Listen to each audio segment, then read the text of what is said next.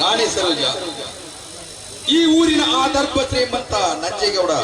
ಹಾಗೆ ನಿನ್ನ ಗಂಡ ಹಾಗೂ ಬಾವ ಎಲ್ಲಿಗೆ ಹೋಗಿದ್ದಾರೆ? ಗೌಡ್ರಿ, ಅವರು ಹೊರಗಡೆ ಹೋಗಿದ್ದಾರೆ. ಬನ್ನಿ ಕುಳಿತುಕೊಂಡು ಮಾತಾಡಿ. ಕುಳಿತುಕೊಂಡು ಮಾತನಾಡಲಿಕ್ಕೆ ಏನಿದೆ ಸರೋಜ? ನೀನು ಹೂ ಅಂದರೆ ಮಲ್ಲಿಗೆ ಹೂವಿನ ಮಂಚದ ಮೇಲೆ ಮಲಗಿಸಿ ಮಾತನಾಡಬೇಕೆಂಬುವುದೇ ನನ್ನ ಆಶೆ. ಅಂದ್ರೆ ನಿಮ್ಮ ಮಾತಿನ ಅರ್ಥ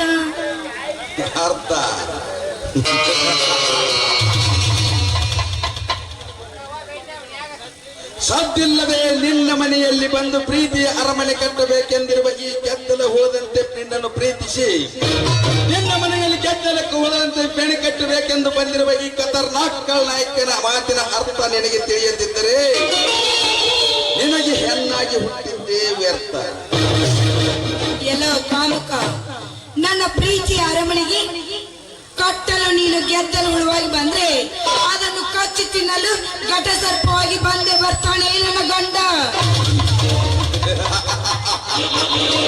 ಅವನಾವನಲೇ ನಿನ್ನ ಗಂಡ. ಈ ಬ್ರಹ್ಮಾಂಡಕ್ಕೆ ಈ ಪ್ರಚಂಡನಿರುವಾಗ ನಿನ್ನ ಗಂಡನಂತ ಹೇಡಿಗಳಿಗೆ ಎದೆ ಗುಂಡಿಗೆ ಗುಂಡು ಹೊಡೆದು ನಿನ್ನಂತವರಿಗೆ ಮಿಂಡನಾಗುವನು ಈ ನರವ್ಯಾಕ್ರ ನಂಜೇಗೌಡ. ಕಾಮುಕ, ಸಾವಿರ ಮಂದಿ ಎದುರು ನನ್ನ ಕೊರಳಿಗೆ ತಾಳಿ ಕಟ್ಟಿದ ಗಂಡನಿರ್ಬೇಕಾದ್ರೆ ಅಂತ ಹೇಳ್ತಾ ಇದೆಯಲ್ಲ, ನಾಚಿಕೆ ಆಗೋದಿಲ್ಲ ನಿನ್ನ ಜನ್ಮಕ್ಕೆ. ಈ ವಿಷಯ ಏನಾದ್ರೂ ನನ್ನ ಗಂಡನಿಗೆ ಗೊತ್ತಾದ್ರೆ ಕ್ಷಣದಲ್ಲೇ ಹಾರುವುದು ನಿನ್ನ ರುಂಡ. ಎಚ್ಚರ, ನನಗೆ ಎಚ್ಚರ ಹೇಳುವ ಹುಚ್ಚು ಹೆಣ್ಣೆ. ಆ ನಿನ್ನ ಗಂಡನ ಎದೆಗೆ ಗುಂಡು ಹಾಕಿ ನಿನ್ನನ್ನು ನನ್ನವರಾಗಿಸಿಕೊಳ್ಳದಿದ್ದರೆ ನನ್ನ ಹೆಸರು ನರವ್ಯಾಕ್ರ ನಂಜೇಗೌಡನೇ ಅಲ್ಲ. ದೂರ ಸರಿದು ನಿಂತು ಮಾತಾಡೋ ಬಂಡ. ನಿಮ್ಮಂತವ್ರಿಗೆ ಸುಖ ನೀಡಲು ನಾನೇನೋ ನೀತಿಗೆಟ್ಟ ಹೆಣ್ಣಲ್ಲ.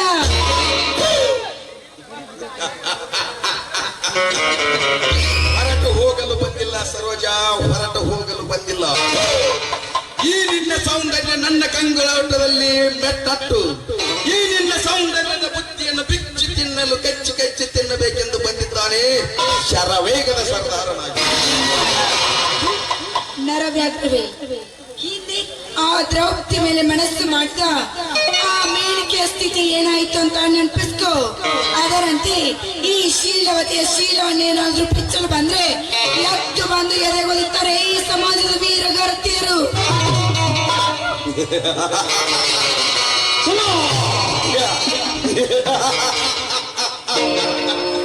ಸಮಾಜದ ವೀರಗರತಿಯರು ಇತಿಹಾಸದ ಪುಟಗಳನ್ನು ತಿರುವಿ ಹೇಳುತ್ತಿರುವೆ ಸರೋಜ.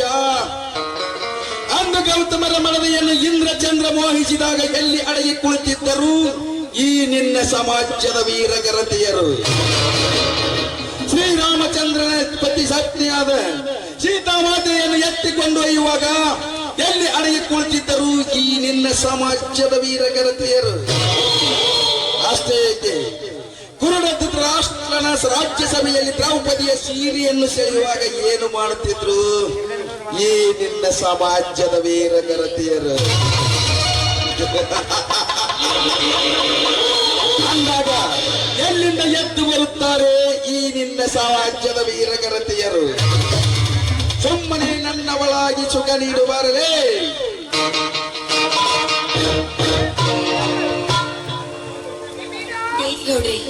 ದಯವಿಟ್ಟು ನಾನು ಮುಟ್ಬೇಡಿ, ನಿಮ್ಮ ಕೈ ಮುಗಿದು ಬಿಡ್ಕೋತೀನಿ. ದಯವಿಟ್ಟು ನನ್ನ ಬಿಟ್ಟು ಬಿಡಿ ಗೌಡ್ರೆ.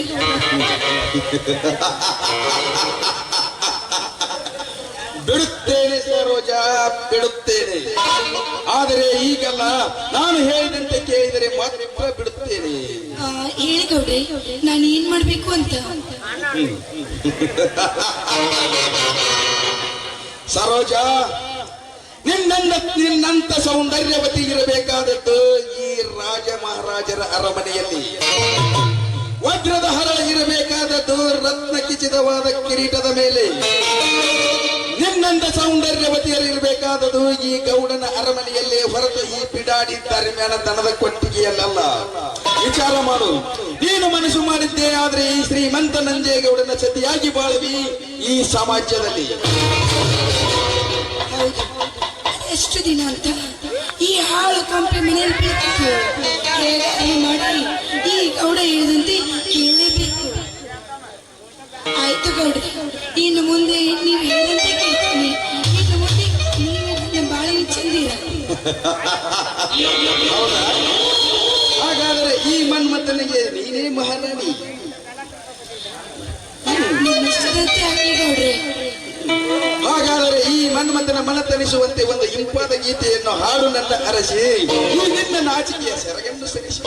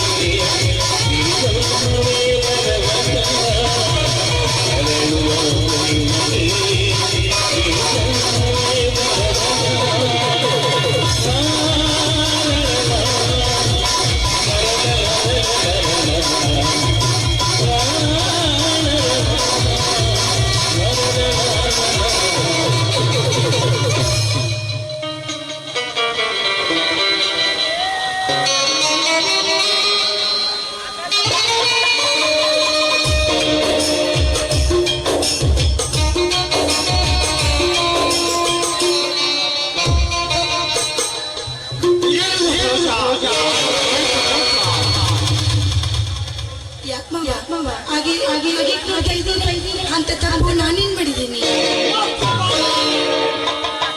ಬಂಗಾರ ಅಂತ ನಾನು ನೀ ಗರತಿಯಾಗುತ್ತಾಳೆ ಎಂದರೆ, ನನ್ನ ತಮ್ಮನ ಹೆಂಡತಿ ಗರತಿಯಾಗುತ್ತಾಳೆಂದರೆ ಕೈ ಆಳಿಯಾಗಿ ಮತ್ತೊಬ್ಬರ ತೋಳ ತೆಕ್ಕೆಯಲ್ಲಿ ಬಿಗಿದಪ್ಪಿಕೊಂಡಿರುವ ಸೂಳೆ ನೀನು. ನಿಮ್ಮ ಮಾತು ಬಿಗಿ ಇರ್ಲಿ, ನೀವು ತಿಳಿದುಕೊಂಡಂತೆ ನಾನೇನು ಸೂಳೆ ಅಲ್ಲ. ಲೇ ಹಾದಿ ಬಿಟ್ಟ ಹೊಲಸು ಹೆಣ್ಣೆ, ಬಂಗಾರದಂತ ನನ್ನ ತಮ್ಮನ ಕಣ್ಣಿಗೆ ಮಣ್ಣೆರಚಿ ಈ ಊರ ನಂಜೇಗೌಡನ ಜೊತೆ ನಿನ್ನ ಪ್ರೀತಿ ಬೆರ್ತಿ ಚಕ್ಕಂದು ಹೊಡುವುದನ್ನು ನಾನೇ ನನ್ನ ಕಣ್ಣಾರೆ ನೋಡಿದ್ದೇನೆ. ನೀವು ತಿಳಿದುಕೊಂಡಂತೆ ನಾನು ಅಂತವಳಲ್ಲ. ನನ್ನ ಹೆತ್ತ ತಾಯಿಯನಿಗೂ ಇದು ಸತ್ಯ. ಕುಮೋಚಾರಿಣಿ,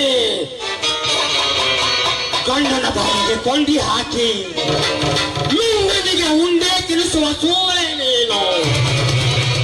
ನನ್ನ ಹೆತ್ತವಳ ಆನೆ ಮಾಡಿದರೆ ನಿನ್ನ ಕತ್ತರಿಸಕ್ಕೆ ಕೊಂದು ಬಿಡ್ತೇನೆ.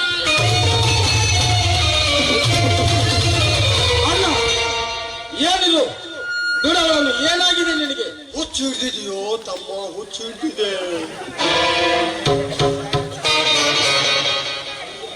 ರೀ, ನೀವು ಸರಿಯಾದ ಸಮಯಕ್ಕೆ ಬರ್ದೇ ಹೋಗಿದ್ರಿ ಈ ನಿಮ್ಮ ಅಣ್ಣ ನನ್ನ ಶೀಲನ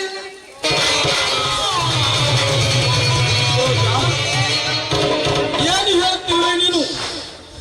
ಇಂಥದ್ದೇನಿದ್ರಿ? ನೀವೇ ನಿಮ್ಮ ಕಣ್ಣಾರೆ ನೋಡಿದ್ರಲ್ಲ, ಇನ್ನು ಬಾಯಿ ಬಿಟ್ಟು ನಾನು ಹೇಳೋದಾದ್ರೆ ಏನು?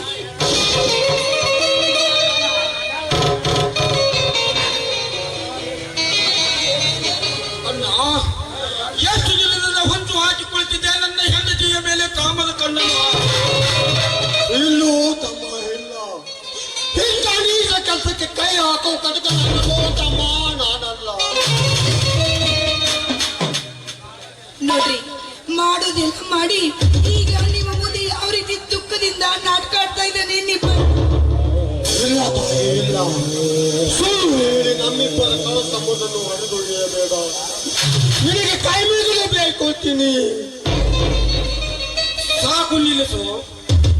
ಎಂದು ನೀನು ನಿನ್ನ ಹೆಂಡತಿ ಸತ್ತ ಮೇಲೆ ನನ್ನ ಹೆಂಡತಿಯ ಮೇಲೆ ಕಾಮದ ಕಣ್ಣು ಹಾಕಿದೆಯೋ, ಅಂದೇ ಹರಿದು ಹೋಯಿತು ನಿನ್ನ ಅಣ್ಣ ತಮ್ಮ ಸಂಬಂಧ. ಇಂದಿನಿಂದ ನೀನು ನನಗೆ ಅಣ್ಣನಲ್ಲ, ನಾನು ನಿನಗೆ ತಮ್ಮನಲ್ಲ. ಮೊದಲು ಹೊರಟು ಹೋಗು ನನ್ನ ಮನೆಯಿಂದ. ಹೋಗ್ತೀನಪ್ಪ, ಹೋಗ್ತೀನಿ. ಆದರೆ ಒಂದು ಮಾತು ನೆನಪು ಇಟ್ಟುಕೋ, ಇವನು ನಮ್ಮ ಮನೆ ಬೆಳಗಡೆ ಬಂದ ಜ್ಯೋತಿ ಅಲ್ಲಪ್ಪ, ಮೋಸಗಾರತೆ. ನಾನೇನು ಅಂತ ಮೋಸ ಮಾಡಿದ್ದೀನಿ? ನಾನು ಈ ಮನೆಗೆ ಬರಬೇಕಾದ್ರೆ ನನ್ನ ಎತ್ತರಾಗಿದ್ದ ನನ್ನ ಜಮೀನನ್ನ ನಿಮ್ಮ ತಮ್ಮನ ಹೆಸರಿಗೆ ಮಾಡಿ ಬಂದಿದ್ದೀನಿ. ಬೆಂಕಿ ಹತ್ತುವ ನಿನ್ನ ಹತ್ತಿರ ಜಮೀನಿಗೆ.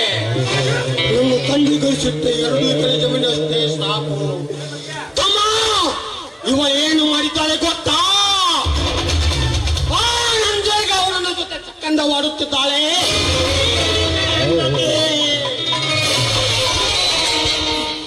ಮಾಡುವ ಹಿಂದಿರಿಸಿ ಕಾರ್ಯವನ್ನು ಮಾಡಿ ಈ ರೀತಿ ಆ ನಂಜನಗೌಡ ಮೇಲೆ ಅಪೋದ ಆಗ್ತಾ ಇದೆಯಲ್ಲ, ನಾಚಿಕೆ ಆಗುದಿಲ್ವಾ ನಿನ್ನ ಜನ್ಮಕ್ಕೆ?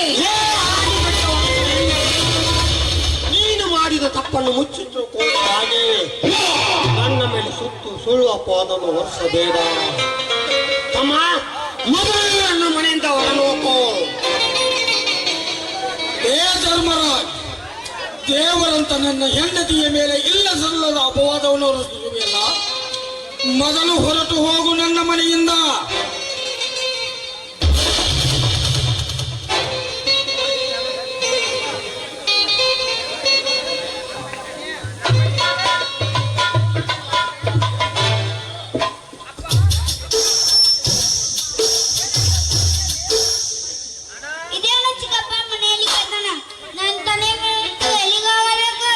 ನೋಡಪ್ಪ ಕುಮಾರ, ಈ ನಿನ್ನ ತಂದೆ ತಪ್ಪು ಕೆಲಸ ಮಾಡಿದ್ದಾನೆ. ಅದಕ್ಕಾಗಿ ಮನೆ ಬಿಟ್ಟು ಹೊರಗೆ ಹೋಗಬೇಕು. ಈ ನಿನ್ನ ತಂದೆ ನಿನ್ನ ಚಿಕ್ಕಮ್ಮನನ್ನು ಚಕ್ಕಂದ ಮಾಡಲು ಕರೆಯುತ್ತಿದ್ದಾನೆ. ಅದಕ್ಕಾಗಿ ಮನೆ ಬಿಟ್ಟು ಹೋಗಬೇಕು ಈ ನಾಲಾಯಕ. ಸುಳ್ಳು ಸುಳ್ಳು ಹೇಳಿ ನಮ್ಮಿಬ್ಬರ ಕಳು ಸಂಬಂಧ ಹಾಕುತ್ತಿದ್ದಾಳೆ ನಿನ್ನ ಚಿಕ್ಕಮ್ಮ. ಕಂದ, ಅದಕ್ಕಾಗಿ ಈ ಮನೆ ಬಿಟ್ಟು ಬಹುದೂರ ಎಲ್ಲಿಗಾದ್ರೂ ಹೋಗಿ ಮತ್ತೇನು ಮುಖ ನೋಡ್ತಿದ್ಯಾ? ಹೊರಟು ಎಲ್ಲಿಗಾದ್ರೂ ಹೋಗು. ಹೋಗುತ್ತೆ ಚಿಕ್ಕಪ್ಪ.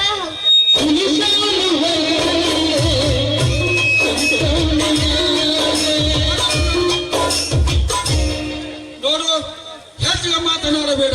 ಮೊದಲು ನನ್ನ ಮನೆಯಿಂದ ಹೊರಟು ಹೋಗು. ಹೋಗುತ್ತೆ ಚಿಕ್ಕಪ್ಪ, ಹೋಗುತ್ತೇವೆ. ಸ್ವಲ್ಪ ಅನ್ನ ಕೊಡಿ ಚಿಕ್ಕಮ್ಮ, ತಿಂದು ಹೋಗುತ್ತೇವೆ. ಏನು ನಿನಗೆ ಹೊಟ್ಟೆ ಎಸ್ತಿದೀಯಾ? ಹಾಗಾದ್ರೆ ಆ ನಾಯಿಗೆ ಹಾಕಿದ ಅನ್ನವನ್ನ ಚಿಕ್ಕಮ್ಮ, ತಾಯಿ ನಮಗೆ ಪರಿಸ್ಥಿತಿ ಬರ್ತಿದ್ದಿಲ್ಲ, ತಾಯಿ ಬರ್ತಿದ್ದಿಲ್ಲ. ನಮ್ಮ ತಾಯಿ ಅಣ್ಣನ ನೋಡಿದ ಮಶಾನದಲ್ಲಿ ಮಲಗಿಕೊಂಡಿದ್ದಾಳೆ. ನನ್ನ ತಂದೆಯನ್ನು ನೋಡಿದ ಬೀದಿ ಬೀದಿ ಭಿಕ್ಷೆ ಬಿಡುತ್ತಿದ್ದೆ. ಇದೇ ನಮ್ಮ ಪರಿಸ್ಥಿತಿ. ಗೊತ್ತಿಲ್ಲದಂತಾಯ್ತು ನಮ್ಮಿಬ್ಬರ ಈ ಜೀವನ. ಕಂದ, ಎಲ್ಲಿಗಾದ್ರೂ ಹೋಗೋಣ ನಡಿ. ಸಾಕು ನಿಲ್ಲಿಸೋ ಈ ನಿನ್ನ ಸಂಕಟದ ಕಪಟ ನಾಟಕವನ್ನು. ಮೊದಲು ನನ್ನ ಮನೆಯಿಂದ ಹೊರಟು ಹೋಗು.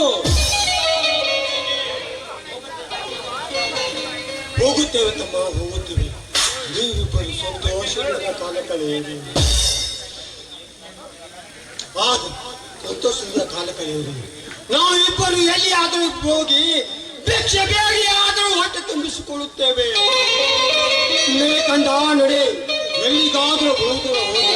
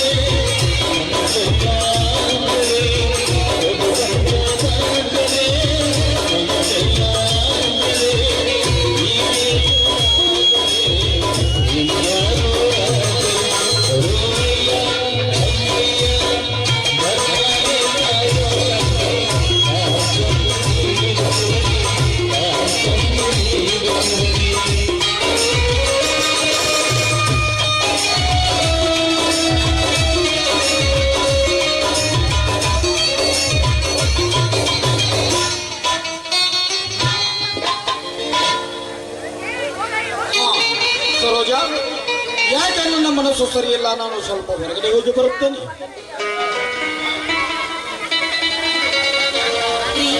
ಹೋಗೋ ಮುಂಚೆ ನನ್ನ ಜೊತೆ ಹಾದಿ ಕುಳಿಬಾರ್ದು. ಸರೋಜ, ಆಗಲೇ ಹೇಳಿದಿನಲ್ಲ ನನ್ನ ಮನಸ್ಸು ಸರಿಯಿಲ್ಲ ಅಂತ. ನಿಮ್ಮ ಮನಸ್ಸನ್ನ ಯಾವ ರೀತಿ ಸರಿ ಮಾಡ್ಬೇಕಂತ ನನಗೆ ಗೊತ್ತು.